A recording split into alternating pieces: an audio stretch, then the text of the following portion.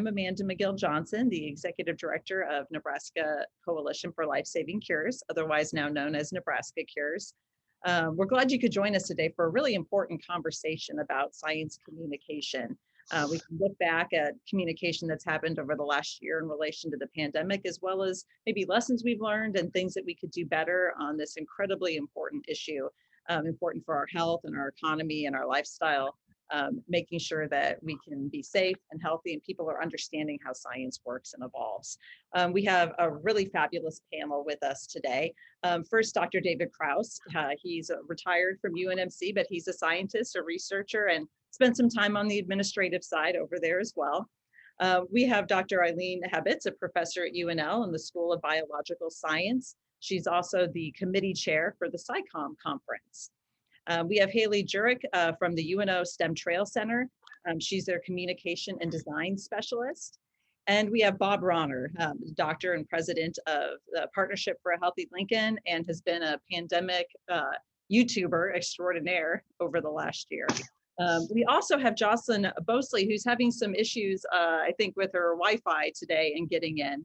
But if she is able to join us, she's the research impact coordinator at UNL and also has an awesome science podcast. So welcome and thank you all for being here with us today. We'll start by talking a little bit about the pandemic. It's been very eye-opening and in a lot of ways has been a wake-up call for science communication. The creation of the COVID-19 vaccines in such little amount of time has been truly remarkable and referred to as a moonshot achievement for science.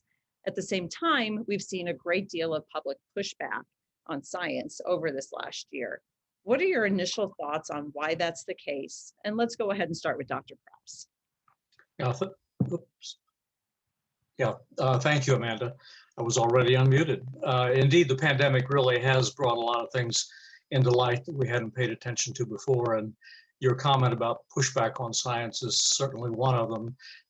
What's interesting to me as a scientist who watches this literature all the time is that the latest polls regarding credibility of science and scientists are really quite strong. If you look at the Research America poll or the Pew Research Center poll and a number of others, all those will be posted on our website and put in I think the chat box for today. So you'll see where you can get these. They're all very positive, 80–90% approval of science and scientists and their actions and their interests. And it's really interesting. The science and scientists are above teachers and above religious leaders and above university leaders and above, of course, politicians. But below the medicine, clinical areas, and the military. So we're right up there with what would always be considered very, very high and respectable enterprises. Now, why is this true? I mean, this seems to be a conflict, that we have a general public approval of science and scientists, but with regard to belief in certain things or opinions about certain things, they tend to lie in specific areas. And the pushbacks are in those specific areas. Pandemics, vaccines, I could go on with lots of areas, stem cells and their uses, climate change, gender and sexuality. There's so many different areas. They're dividing lines. I like to call them sharp edges in our society, where you can see a difference between one set of opinions and another. The pushbacks are often driven or accompanied by a lot of misinformation or disinformation. And I want to differentiate between those two because sometimes they're not always clear as to what people are talking about. Misinformation, and I'm going to kind of quote directly off a report from Forbes, is that misinformation is false or out of context information that is presented as fact regardless of intent to deceive. Disinformation is a special type of misinformation that intentionally is intended to deceive or mislead. So intent is the difference between misinformation and disinformation. The disinformation is also accompanied by one other thing, and that is the dominance of certain forces, be they international, for example, Russian interference in elections or Russian interference in vaccine policy. They've done both, apparently. And by well-established groups within the United States. For example, anti-vax groups are very, very well organized, very well established, and therefore they tend to put out a lot of disinformation along with misinformation, which is also propagated by their membership. So how do you respond to these kinds of pushbacks in specific areas? And I think we're probably as a group going to talk more about that than anything else. And I'd like to hear from the others on this, but I think one of the most important things is knowing your audience. You don't identify and talk to everybody the same. I've learned this in my role at the university and teaching, that you don't teach medical students the same way you teach graduate students, and you don't talk to administrators the same way you talk to faculty. You have different audiences, and you do need to tailor your presentation or your discussion pretty specifically for those areas. There's certain things that are going to be common, but there are going to be differences. You need to avoid acronyms and certain slang words that are common in the sciences and in clinical medicine. You need to be precise in your thought. You need to be economical in your words. Don't drag it out. Most of the time, you need to avoid confrontation if at all possible, and try and find some common point of agreement in that we all know that nobody wants to get sick and you want to stay safe. So what are the best ways to do that? And engender discussion about that, so you don't throw something in somebody's face. Whatever you do say should be data-driven. You should rely on facts that are reliable and the best available at the time, although they may change, the best available at the time. You want to be transparent and not try and hide anything. That would be found out fairly quickly. You want to be apolitical or not have an axe to grind, so to speak, with respect to what you're going to be saying, what you're going to be talking about. And you need to be able to admit when you don't know.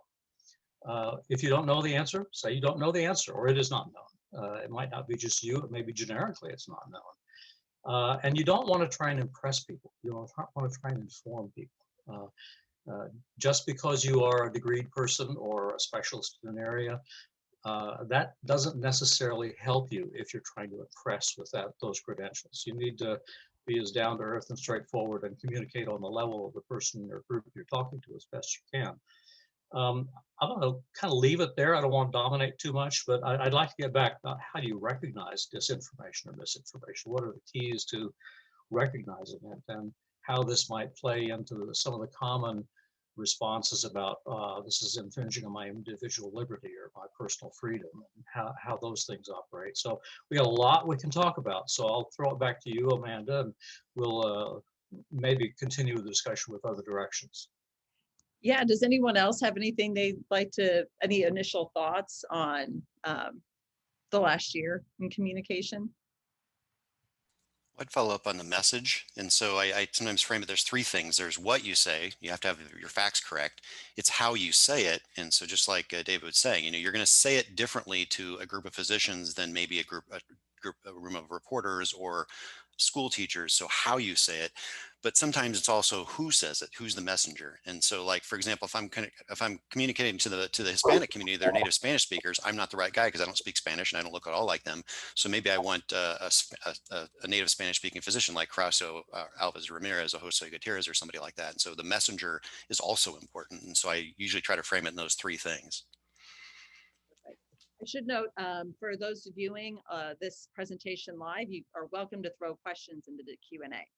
Dr. Ronner, let's continue with you, because you've been recording these weekly updates on the pandemic since it started in an attempt to help people navigate the science and, to an extent, the politics of the pandemic. What inspired you to start those a whole whopping, 73 weeks ago now? And what impact do you think you've been having? Well, the reason I recorded them, I was getting the same questions from multiple people, and I have three hats in my community. I'm chief medical officer of One Health Nebraska, a system of 21 clinics. I run a nonprofit, and we work with a lot of community organizations like El Centro de las Americas and the Asian Community Center. And then I'm on the boards of Lincoln Public Schools and Nebraska Association of School Boards. And interestingly, they are all asking the same kinds of questions. And so I said, well, yeah, after answering a number of questions, I said, I'll just record a YouTube video of it and I'll shoot it out to everybody because it'll save me time. I can record it once, 10, 15 minutes, and then I'm done. And it worked really well. And then on a lark, I just posted it on Facebook because I've heard family members asking the same question. I got home for dinner and I looked at the thing. It's like, it's got 500 views. And I get up the next morning, it's got 1,000. It's like, I guess other people want to know too. So then I started adding some individual level stuff at the end too, in addition to the numbers and the math and that kind of stuff. And so it just kept doing it. I've done I was doing it every 1 to 2 weeks initially. Now it's about every week. Basically, I put them out there. The other thing is I put references, because there's a lot of stuff that's just thrown out there and it's spaghetti in the wall made up. I usually in the notes section is always the link. So if I post something there, there's the link. You can read the article, whether it's New England Journal of Medicine or the New York Times, so they can look, or the dashboard, so you can run the numbers yourself. So if you don't trust my math, you can double check my math. And one person actually did check my math and caught me on something, and next time I corrected it. So it was not. So I actually have some people. She was a geneticist PhD candidate who caught some things, and I was like, well, you're right. So I do get responses back. And then partly, I think what David is talking about, the lack of information, like what went so wrong initially in the pandemic, is a combination of partisanship and no expertise. Our politicians have gotten so partisan that, if the Democrat says it, the Republican doesn't trust it, and vice versa. So that's a problem. So the messenger shouldn't be a politician in the midst of a pandemic. And that is part of the recommendations. The best practices during a pandemic is you should not have the politician carry the message, but every press conference is almost dominated by the mayor, the governor, the president, and they need to step back and they need to turn it over to the expert. But on the other problem is a lack of expertise. A lot of our people running public health are political appointees with no public health background. And so we have a problem in the United States of putting people in charge of public health who've never been to public health school. When was the last time we had an attorney general that wasn't a lawyer? Maybe the person running public health should have gone to, I don't know, public health school. And so you need to understand the epidemiology, the statistics, and the communication strategy of this type of stuff. But I've seen politicians flounder when asked about vaccine development. They don't know vaccine development. So that's why they say, oh, here's my expert, and they bring him on. But that's not what's been happening. And so those are probably two of the biggest problems. And then I guess the last thing is that the intro class where I got my MPH at Johns Hopkins, they have the Johns Hopkins Public Health Communication Strategy, or problem solving strategy. It was put together by the people who rid the world of smallpox. So it's pretty good. Step 8, the final step, is communication strategy, because no matter how good your plan is, if you don't have a good communication strategy, and that's what's mostly been lacking, it's not number 8 because it's the eighth and most important. It's because that's the final cap. And if you get that wrong, the best plans don't work. And so communication strategy has been very much lacking in this. So. It has been interesting to see that political divide, even in both sides, misinterpreting information, and just that inherent, it must be the opposite of what the other side is saying. And certainly that has gotten in the way of getting through to the facts of the matter.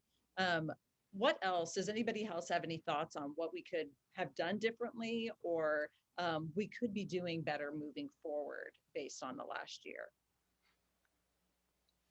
So I would love to jump in and just say that I think one of the biggest challenges of talking about science, especially to people who aren't necessarily trained in science, is that science is a process, and a lot of people don't necessarily appreciate or understand that. It's always building on each other. Things are changing as new information becomes available. Maybe past practices we realize are no longer the best practices.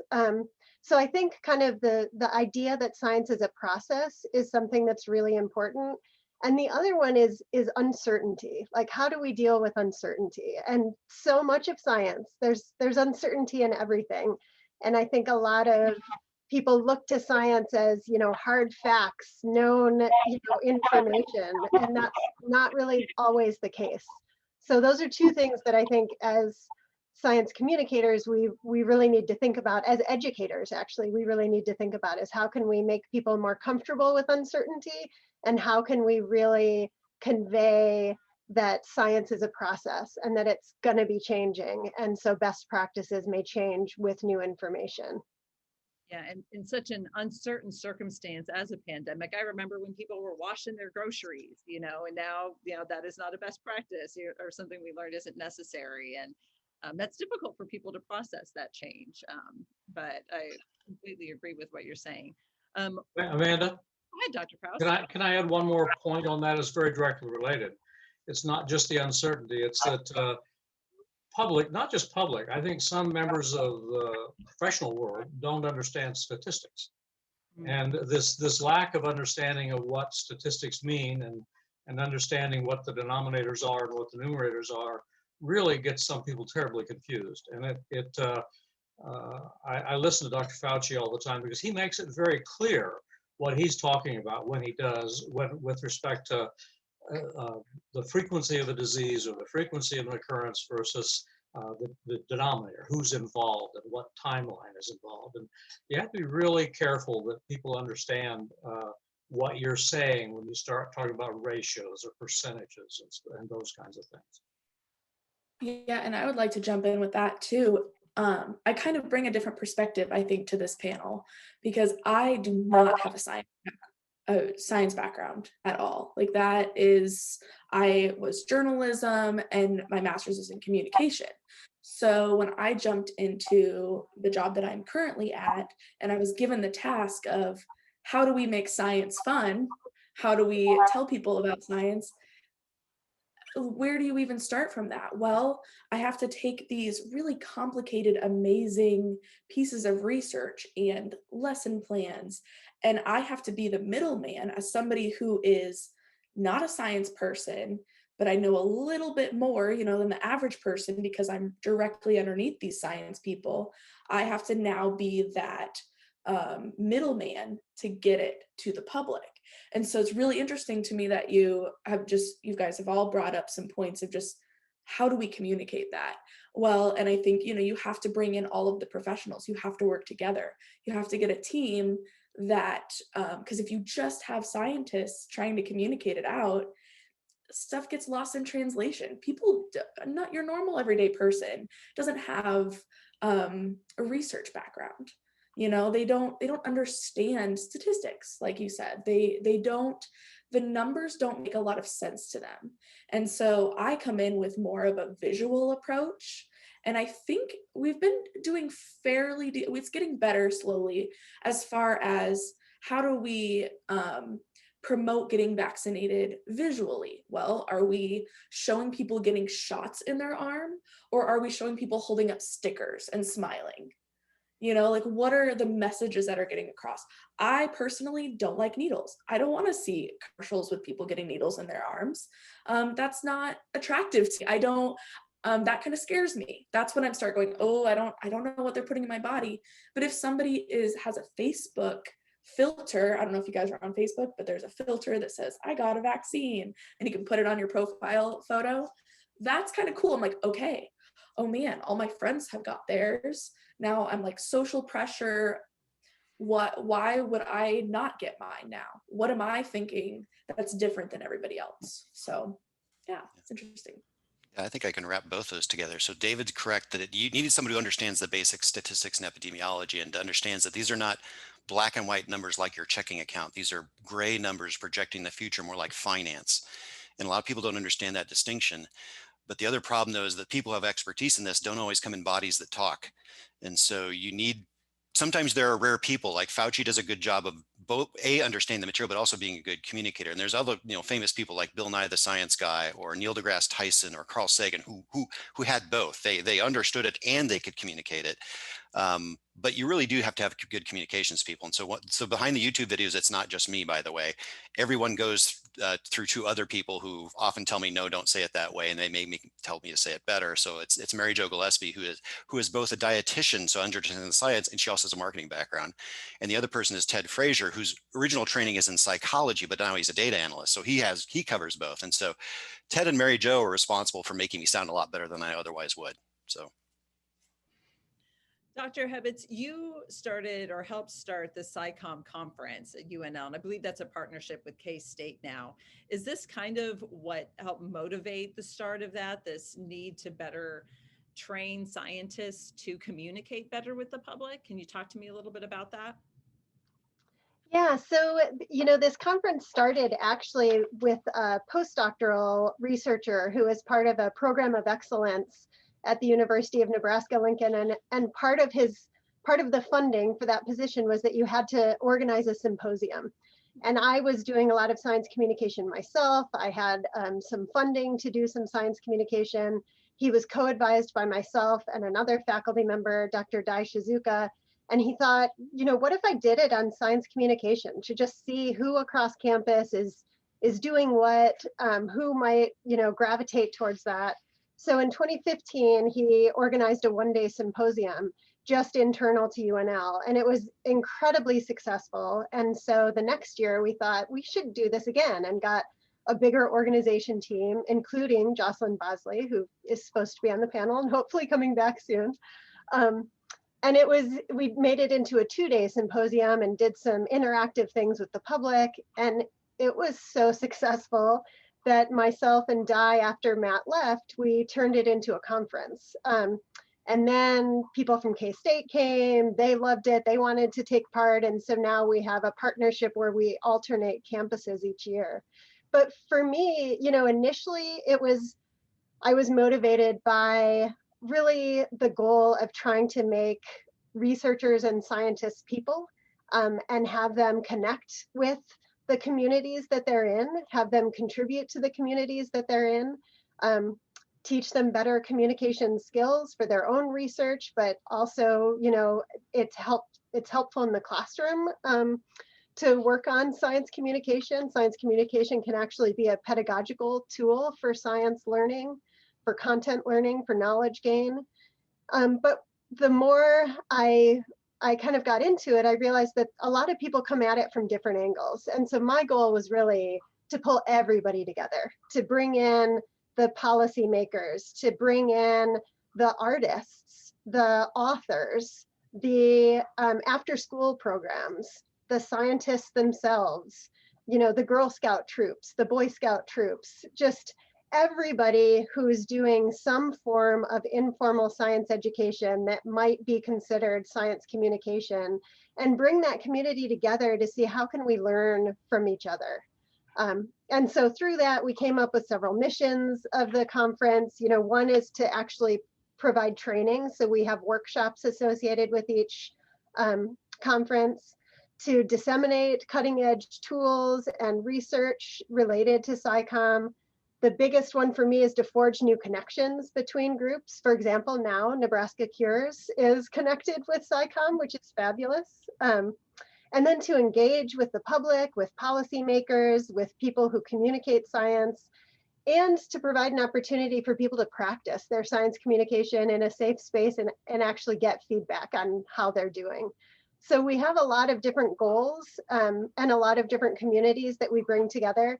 But I think that's what makes the conference so fun and rewarding, that everyone is out of their box. Everyone's out of their comfort zone. Everybody dabbles a little bit, but now we bring you all together in an area that maybe isn't necessarily your centerpiece, but the learning that people take away and the new connections that they take away has been really, really rewarding. Well, I know I was able to attend the virtual one last fall, and it's really stuck with me the importance. There was a national speaker, I don't remember where he was from, but talked about the importance of really focusing on that outcome, like in our case, the cure for medical research, and that is what is appealing to folks, the general public, maybe not that path of scientific discovery, but where's it going to get us? What is going to help add to our lives and make our lives a little bit better?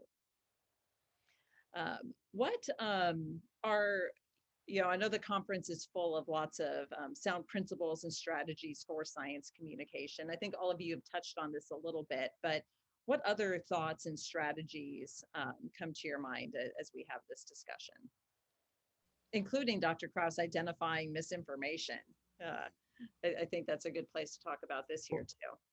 I'll come back with a kind of stretching out what was said before, and that is that our educational programs, and I'm talking about professional types across the board, be they PhDs or physicians or nurses or pharmacists, very rarely include much about how to communicate, other than to your own peers, and sometimes not even that.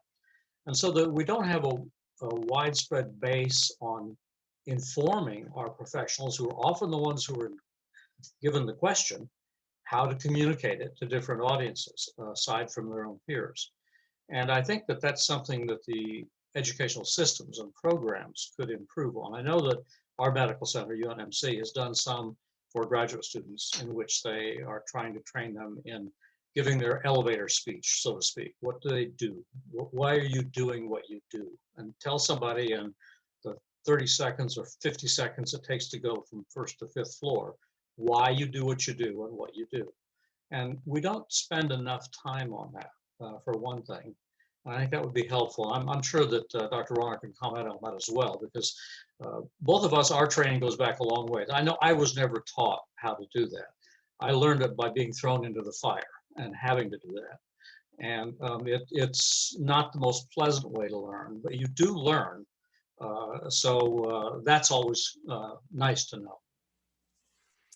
Yeah, I think you have to learn it. And I can say I did not learn any of this communication technique really in medical school. I got a little bit in family medicine because that has a little bit of things like motivational interviewing, but not near enough. And so a lot of doctors aren't taught how to communicate very well. And like they say, who is your audience? And that, like, for me, I can look at a good, a table of numbers because I'm kind of an analytical numbers person. For me, it makes intuitive sense, but a lot of people don't get it that way. And so how you communicate the numbers to people is really, really important. And so one of the reasons I use a YouTube format is I can graphically display the numbers, and I can take the table, but turn it into a chart that makes more sense. And so this week I talked about the Johnson & Johnson vaccine, that what does a 1 in a million side effect look like in compared to your risk of dying of coronavirus should you get it? And it's such a big, it's like a teeny little slide, a huge, I mean, you can visually see that. You don't have to be a numbers person. You can intuitively see that way. And so I took, the absolute risk of harm versus dying versus ICU versus hospital. It's like, wow, okay, that's a no-brainer now. But you have to take it from a number, because most people aren't going to get numbers and ratios. Unfortunately, the general public may not be as numerically and certainly not statistically literate as statisticians. And so how do you turn that into a number better fit for consumption to the general public? And again, working with journalists and communications people, because they can hopefully turn it into something. So they might know what I'm trying to say, but say it for me better, for example. Interesting enough, when I was at my MPH, it was a part-time professional program. 2 of my fellow MPH students were actually journalists. I think one was from the Reuters and one from the Washington Post, because the journalists needed to learn how to convey it better too. They're good at conveying, but sometimes they'd misread the study actually. And so they were taught how to read a study so that when they did an article, they were accurate about their communication. I might add one more thing that maybe Amanda can comment on, because she comes from the political side. One thing that I learned in being in the administration, where I often got thrown in front of the legislators of the regions, was how to construct a soundbite, if I can use that term. There's a single sentence or a single clause that you might want to linger for people. And you might want that to be the quote that ends up in the paper or on the news or something like that. And learning how to do that takes a little bit of time. But I always paid great attention to what did I want the final message to be. And usually I gave it more than once. And I found that to be useful. That is absolutely a best practice, like to stay on message, even when questions may lead you astray or maybe get too nitty gritty.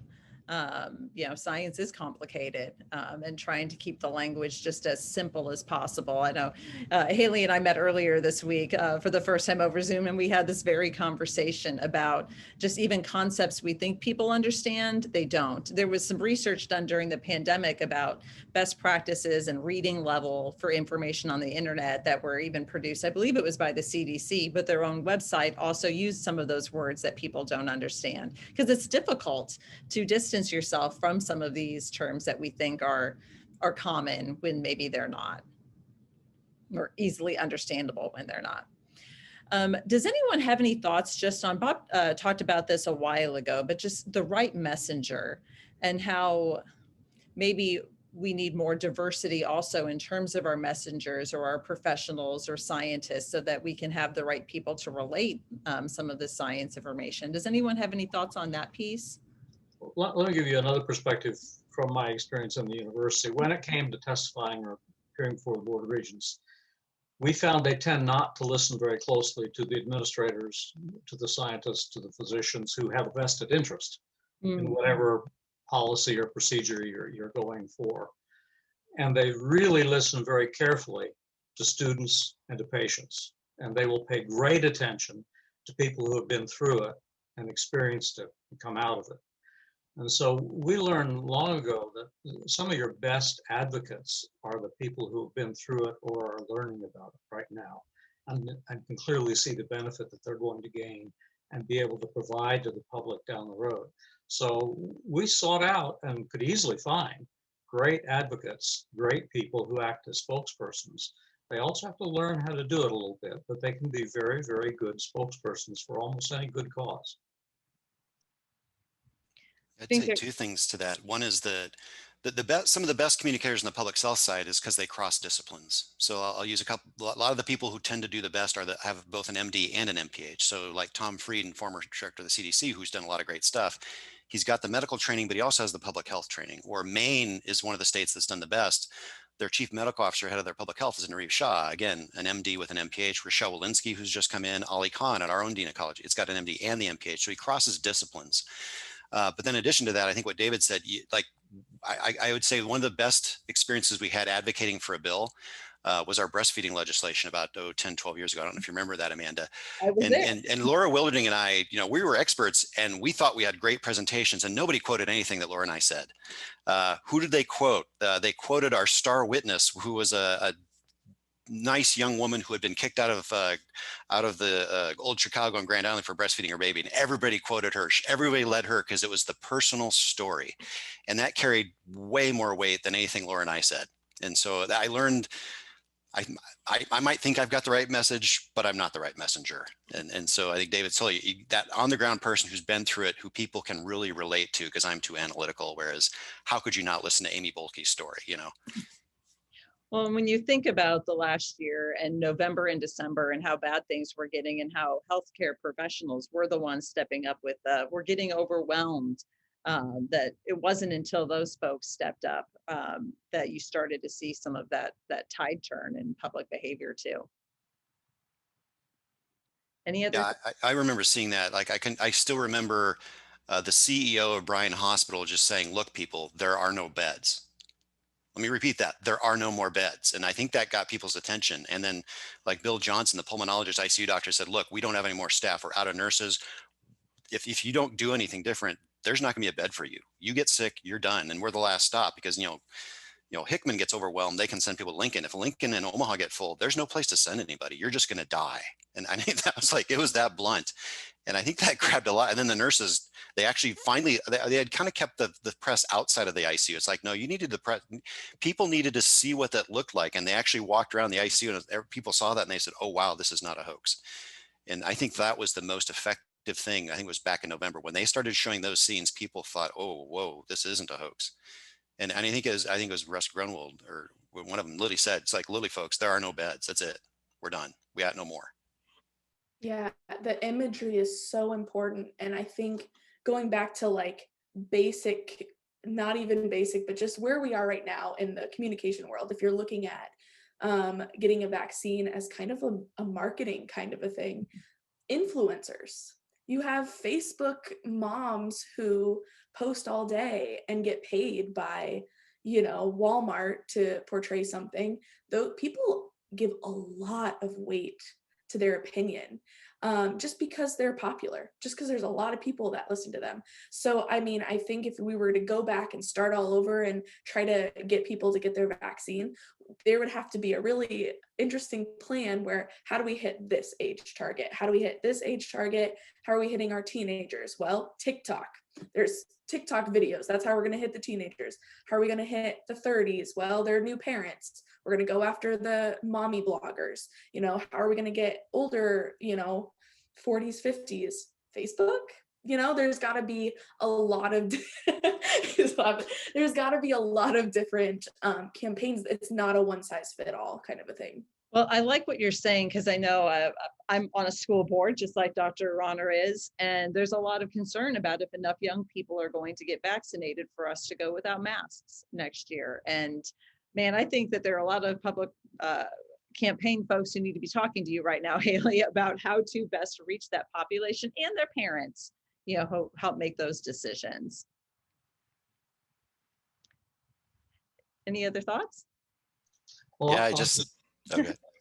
Go ahead, Bob. Follow up on Amanda. I just talked to a superintendent you might know about this very issue. How are we going to get this message out to parents as soon as possible?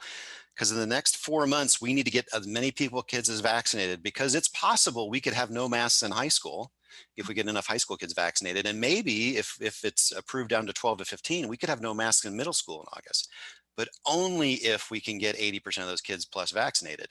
So if you want to go without masks, people, come on. And we got 4 months to get it done. So. Dr. Krause, did you have something else to add? No, he covered a little bit of what I was going to say. Haley, do you have additional thoughts on outreach to young people, whether they be teenagers or people in their 20s? Some of the folks who maybe uh, haven't understood the value of science to their lives yet because they just don't have as much life experience yet. Sure, sure. Well, I mean, I think it all comes down to education too.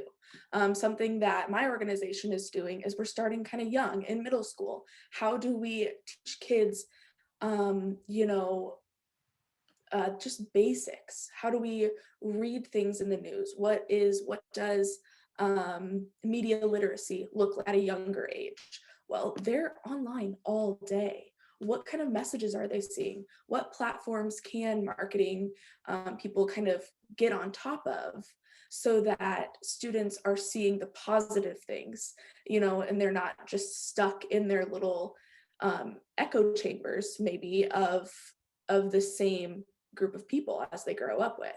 So, you know, honestly, I think getting into schools is really awesome. Getting lesson planning, having organizations really focus on education, science education. When I was in high school, did not care. I did not care about science. I didn't understand it. I was a theater kid, right? I don't need science.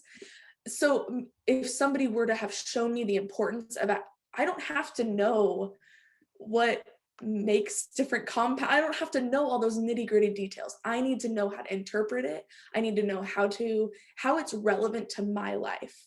So when I used to teach, I would always make sure, because people want to know, how is this relevant? How does this apply to me? I'm going to ignore everything else.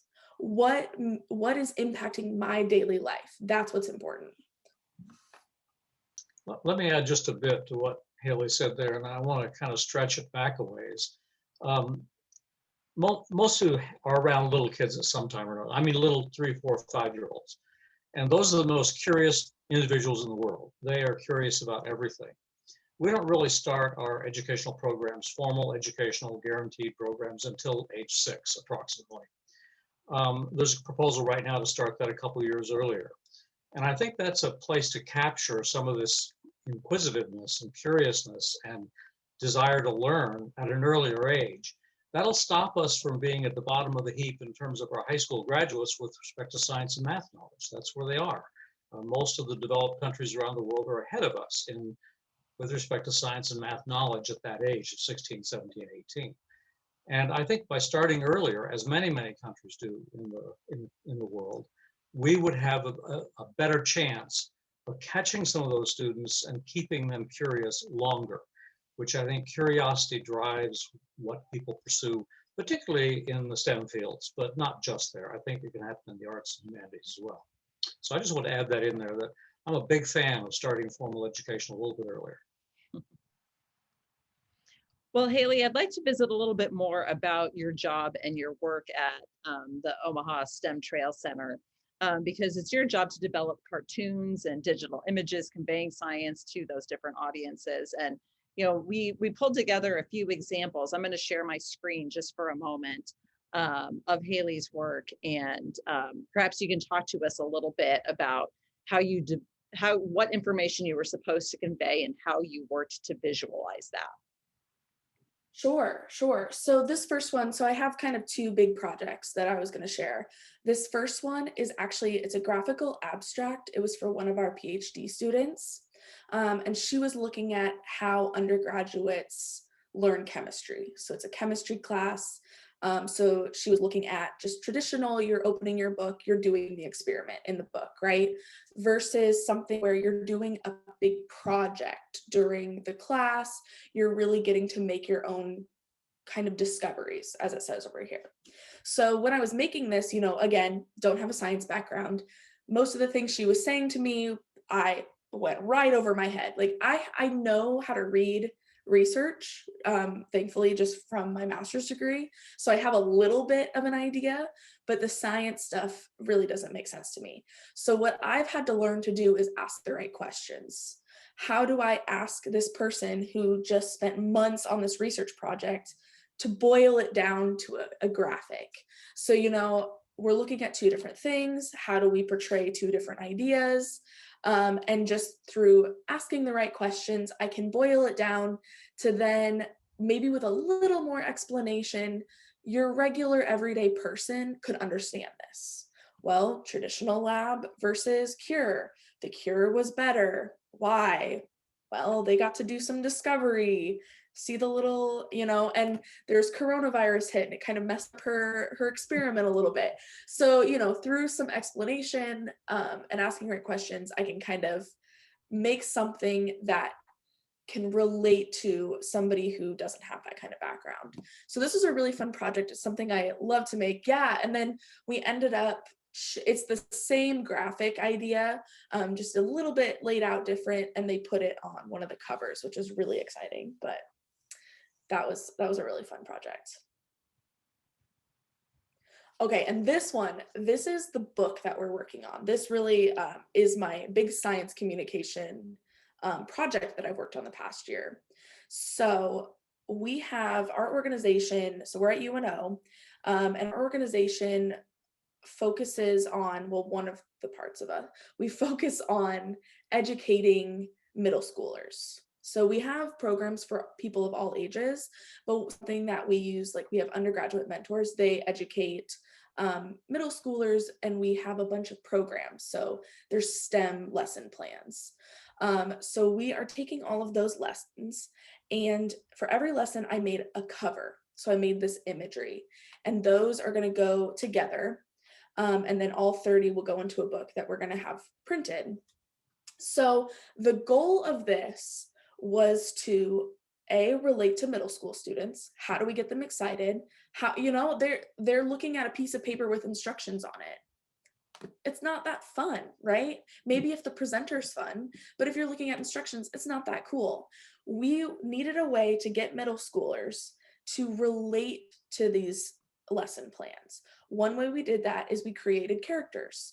So I have 8 characters, and we actually took the population of the US, divided that up, and based on the percentages, that's how we created our characters to make sure we are really representing a diverse group of people, right? We wanted every kid to be able to relate to somebody in these characters. And then we are making these characters kind of, I was going for like a Magic School Bus kind of a vibe.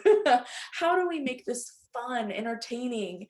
So this way, those covers are really reaching out to those students. They're the ones we have a cartoon coming too with these characters. So we're bringing the students in that way. That's how we're getting their attention, through imagery, through characters. These characters have personalities even. We've written up like what they enjoy doing. So we want them to really connect. And then for the teachers and the presenters and whoever is running, even parents, whoever's running the lesson and has this book, they have all the information in there too. So the lesson plans are all together. So this is how we're really trying to bridge that gap and be that, just be an organization that promotes STEM activities and getting middle schoolers thinking. Well, Haley, I have a request for you. And yes, Ms. Frizzle was also a great science communicator. But looking at your biology with DNA right there, one of the biggest challenges I have is trying to explain to people why an mRNA vaccine is safe and has nothing to do with your DNA.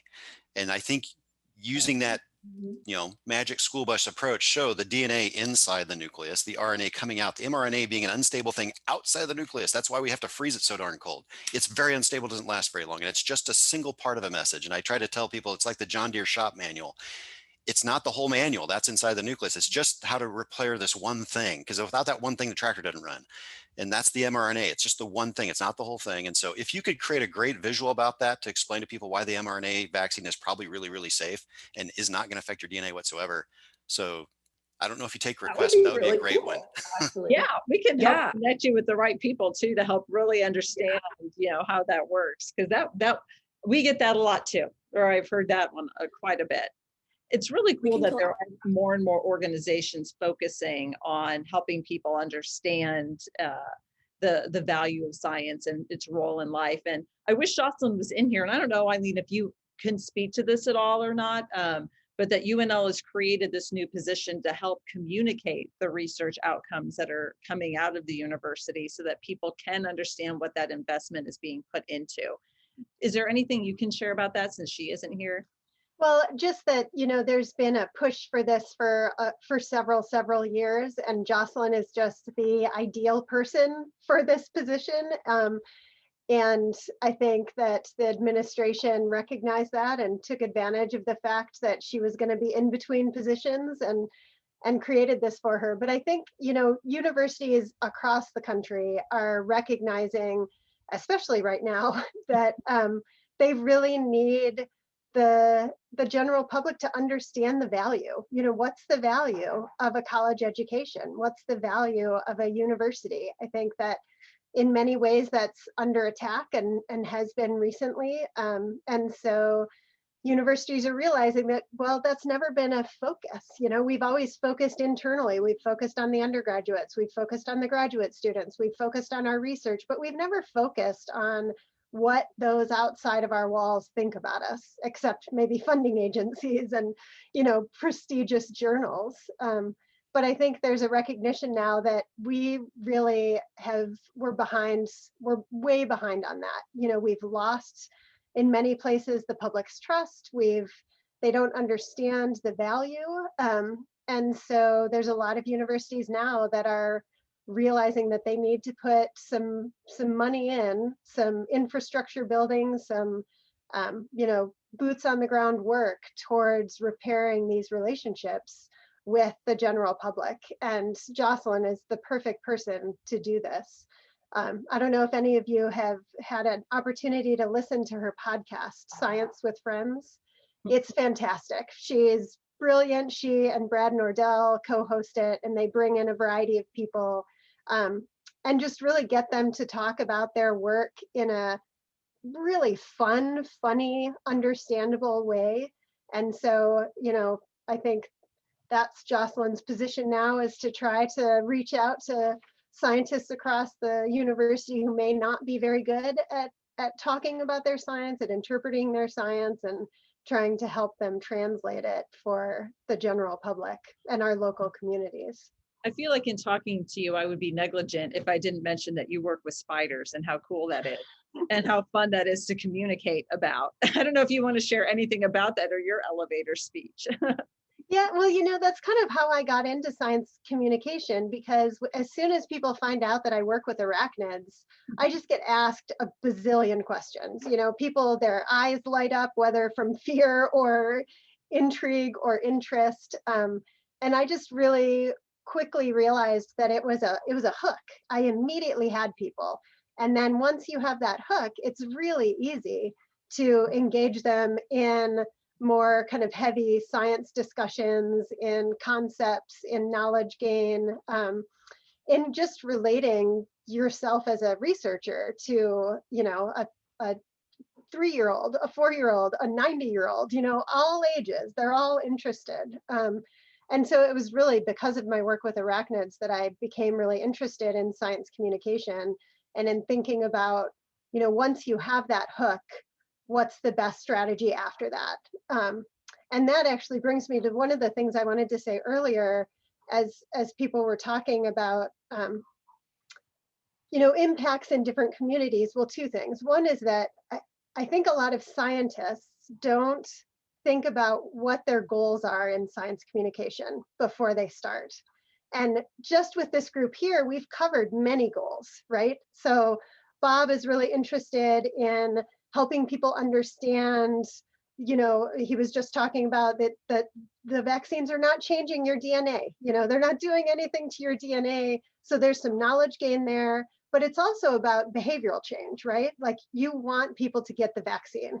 You want to, overcome their hesitancy. So you're hoping for behavioral change. Whereas Haley is talking a lot about increasing excitement about science, not having people turn away from science, but increase the joy and excitement and fun. And so kind of attitude changes. And each of those different goals, whether you're trying to increase knowledge, whether you're trying to change behavior, whether you're trying to change policy, whether you're trying to increase excitement, whether you're trying to change the perception of scientists, all of those different goals take different strategies.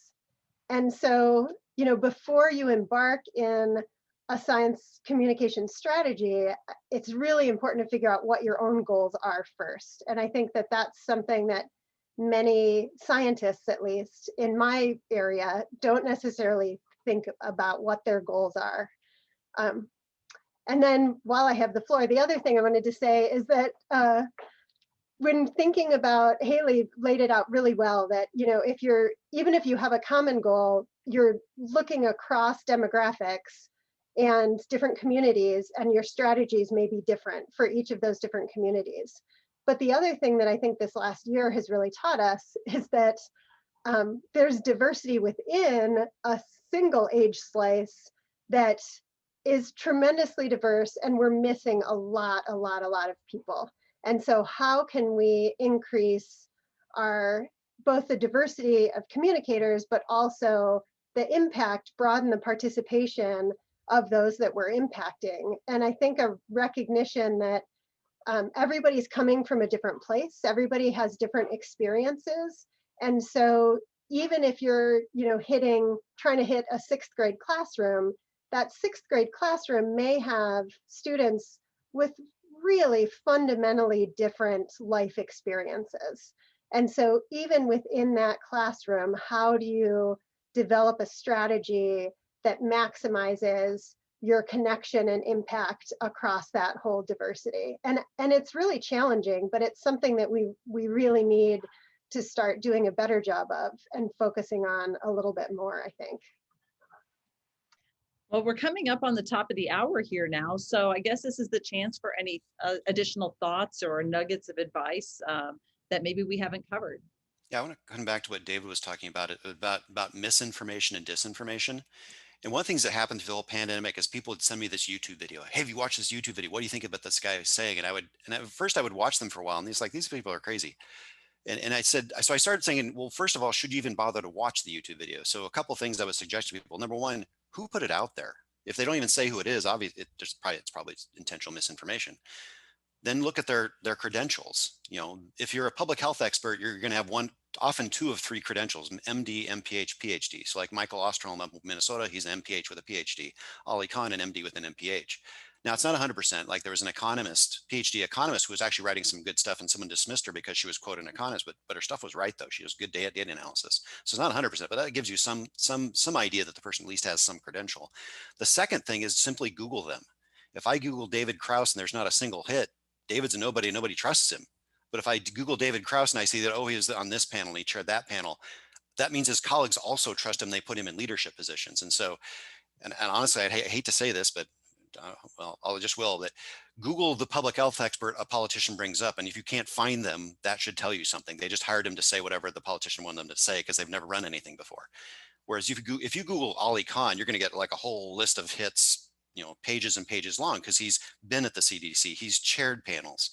So if their colleagues won't trust them, neither should you. So I'll just emphasize that trusted sources are critical. I've posted, and I'll remind people, I've posted or given Amanda to post several articles, some of them on how you determine what is misinformation and how you determine what is disinformation, things like that. They're from reputable sources like the National Academy of Sciences and things like that. So I think that they're going to be speaking the truth to me. And so those reputable sources are really, really important. And another little thing to add is if it sounds too good to be true, it probably is. Very often we ran into that with stem cell issues where people were offering claims about cures that are just not even logical or reasonable. So that often that's true also with issues related to pandemics. So I want to remind everybody we do have posted some resources on the Cures website, and they'll be associated with this video as well. Yeah, I just Googled David Krause, by the way, and there's just pages and pages of hits. So there you go. Phew. I did get one question I want to address here real quick, and that's just to sum it up. There are some people that just aren't going to get vaccinated. They don't believe COVID's been a big deal. Even if they've lost a loved one, they still don't buy in. So how afraid are we of these anti-mask, anti-vaccine campaigns as we continue the fight against COVID? And how do we triumph over this narrative despite myths being constantly dispelled? Any thoughts? I'll just add, there will be some people you will never convince, and you do have to respect their opinion. I mean, it may just be an opinion and a belief for whatever reason, but there will be people who you might never reach. I hope it's a very small number. And I hope that most people, when they're given the right facts and the right sources and credible background information, that they can make a good choice. But I do believe that there are some people that sometimes you just have to respect the fact that they can make that choice and you have to let it go.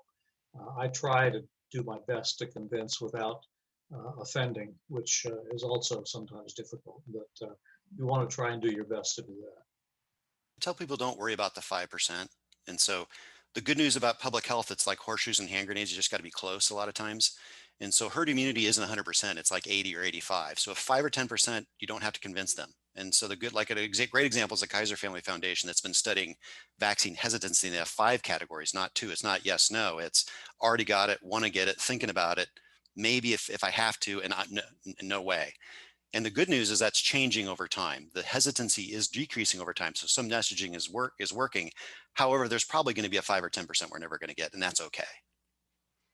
And I know, Bob, you've really talked a lot on your videos about getting their personal physicians more engaged and helping. That's the person that people trust the most when it comes to their health and these decisions, and maybe they haven't been as engaged yet. And yeah, unfortunately, that's the one place you can't get in a vaccine in Nebraska. And that's my biggest problem right now.